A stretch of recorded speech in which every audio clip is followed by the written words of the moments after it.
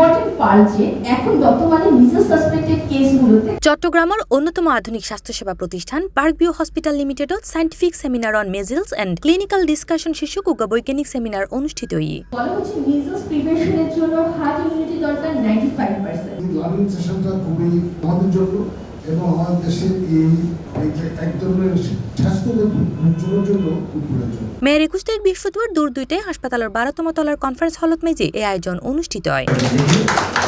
সেমিনারত মেজে হামরোগর বর্তমান পরিস্থিতি, প্রতিরোধ ব্যবস্থা, টিকাদানের গুরুত্ব এবং শিশুগুলোর স্বাস্থ্য ঝুঁকি লইরে বিস্তারিত আলোচনা করা হয়। অনুষ্ঠানত মেজে শিশুরোগ বিশেষজ্ঞ, চিকিৎসক এবং স্বাস্থ্যসেবার লগে সংশ্লিষ্ট ব্যক্তি সকল অংশগ্রহণ করে।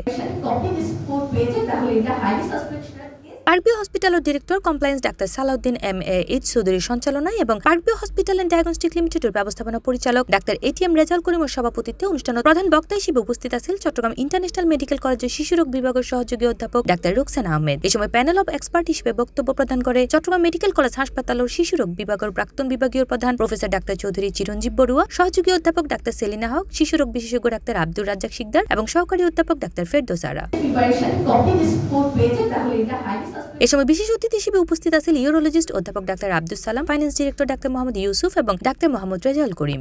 মিজেলস রোগী বিভিন্ন হাসপাতালে ভর্তি হচ্ছে, বিশেষ করে শিশু ওয়ার্ডগুলোতে মিজেলস রোগীদের কানায় কানায় ভর্তি। আমরা আজকের প্রোগ্রামের মাধ্যমে একটা অ্যাওয়ারনেস প্রোগ্রাম, যাতে বর্তমান ট্রিটমেন্টটার যে আউটব্রেক, নতুন ট্রিটমেন্ট কি, এটার বর্তমান আধুনিক ট্রিটমেন্টটা কি হবে, এটার উপর আমাদের কিনিউট স্পিকার আলোকপাত করেছে। এই সম্বন্ধে অনেকে বিভিন্ন রকম নতুন নতুন চিকিৎসা কি, এটা সকলে এটা আলোকপাত করেছে। এটার দ্বারা আমাদের ডাক্তাররা উপকৃত হবে। আমাদের যেটা করতে হবে, আমরা এখনই আতঙ্কিত না হয়ে আমাদের বাচ্চারা যাতে এমআর ভ্যাকসিন, যে গভর্নমেন্ট ক্যাম্পেইন চলছে এখন, যেটা 6 মাস থেকে 5 বছরের বাচ্চাদেরকে সবাইকে দিতে হবে, এটাতে উদ্বুদ্ধ করতে হবে। আটমোস্ট জিনিস হচ্ছে vaccine, vaccine and vaccine.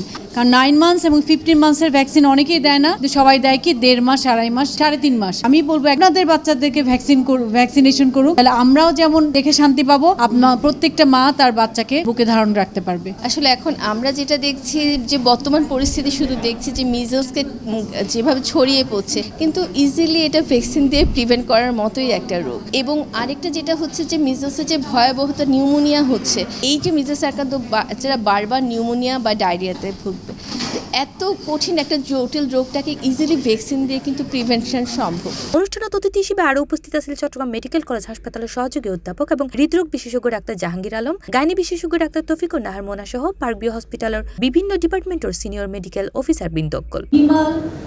Visitor only caregiver যাবে ওই রুমে। মিনিমাম আমরা জানি কি র্যাশ ওঠার 4 দিন পর্যন্ত হাই ইনফেকশন থাকে। তো আমরা 4 দিন না, আমরা মিনিমাম বলবো 1 সপ্তাহ বাচ্চাকে আইসোলেটেড রাখি। আমাদের দেশের যে ডেভেলপ কান্ট্রি, যে সমস্ত কান্ট্রিগুলো আছে, এগুলোর মধ্যে এগুলো খুব কম পয়সায় দেওয়া হতো অথবা বিনা পয়সায়। ইউনিসেফ থেকে যখন বন্ধ করে দেওয়া হয়, তখন ওই ভ্যাকসিনগুলো দেওয়া হয়নি, কারণ একটা বিরাট গ্যাপ সৃষ্টি হয়ে গেছে। আগে যে সমস্ত আমরা হার্ড ইমিউনিটি বলতাম। স্বাস্থ্যসেবার সচেতনতা বৃদ্ধি এবং চিকিৎসকগুলোর জ্ঞান ও অভিজ্ঞতা বিনিময়ের লক্ষ্যে পার্কভিউ হসপিটাল নিয়মিত এই ধরনের বৈজ্ঞানিক সেমিনারের আয়োজন করিয়া। C plus TV, Chittagong.